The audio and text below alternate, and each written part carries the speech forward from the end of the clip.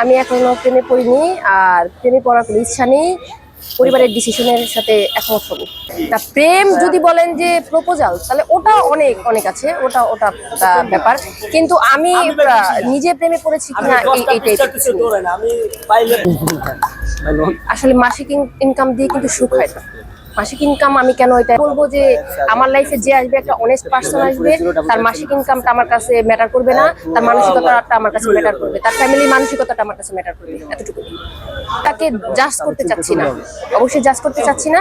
তাদের পারিবারিক যে একটা বন্ধন বা তাদের সাথে আমার সাথে তার সাথে যে মানে একটা থাকে না, যে তার সাথে আমার সাথে ম্যাচিংটা, এই ম্যাচিংটা আমি দেখতে চাই। আমার টাকার সাথে কোনো কিছু না। আসলে সবাই যে টাকা খুঁজে এমনটাও টাকাও ছাড়াও না, এইটা হচ্ছে তার মানসিকতা, বিকৃতি একটা মানসিকতা, সেটার মানে বহিঃপ্রকাশ। এটা আসলে আমি বলতে পারলাম না। এটা তো যার যার একটা মানসিকতা, আমার মানসিকতার সঙ্গে তো তাদের মানসিকতা এক না, তাই না? এটা যার যার মানসিকতা।